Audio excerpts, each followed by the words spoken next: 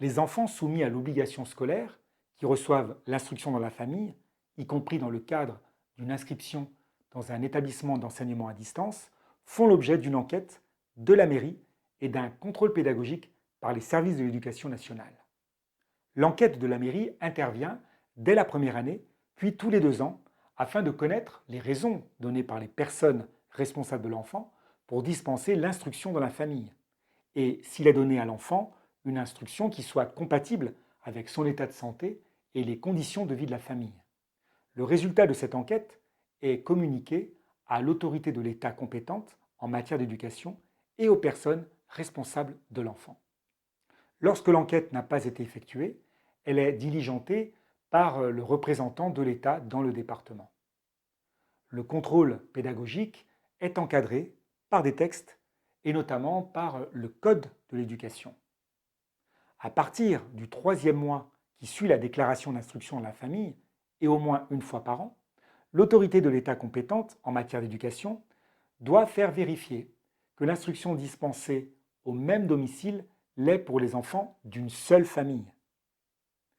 Le contrôle pédagogique va permettre de s'assurer de l'acquisition progressive par l'enfant de chacun des domaines du socle commun au regard des objectifs de connaissances et de compétences attendus à la fin de chaque cycle d'enseignement de la scolarité obligatoire.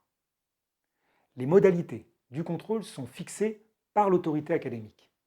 Le contrôle est organisé en principe au domicile où l'enfant est instruit. Lorsque l'inspecteur d'académie a donné un avis favorable à une inscription au CNED, en classe ou à une inscription réglementée, il lui confie donc le contrôle pédagogique de l'enfant. Ainsi, l'inspecteur d'académie n'intervient que lorsque le CNED lui signale le cas d'enfant qui ne fournirait aucun travail. Le contrôle reste donc une obligation légale et la déclaration d'instruction dans la famille engage les personnes responsables de l'enfant de se soumettre au contrôle prévu par la loi. Lorsqu'ont été opposés 2 refus de contrôle sans motif légitime, l'administration est en droit de mettre en demeure les responsables légaux d'inscrire leur enfant dans un établissement d'enseignement public ou privé. Le contrôle va comporter un entretien avec au moins l'une des personnes responsables de l'enfant, le cas échéant en présence de l'enfant. Aussi la présentation par l'une des personnes responsables de l'enfant des travaux qui ont été réalisés par l'enfant au cours de son instruction.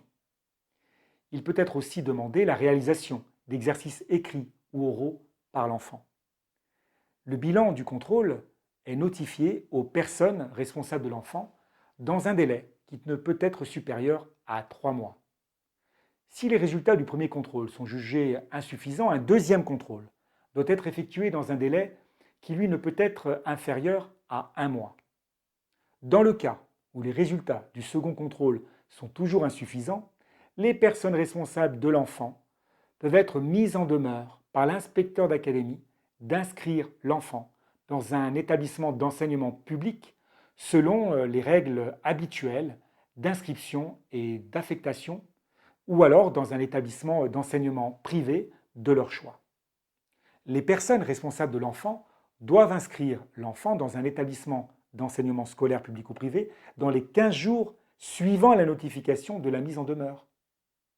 L'enfant doit ainsi être scolarisé au moins jusqu'à la fin de l'année scolaire qui suit celle au cours de laquelle la mise en demeure de scolariser leur a été notifiée.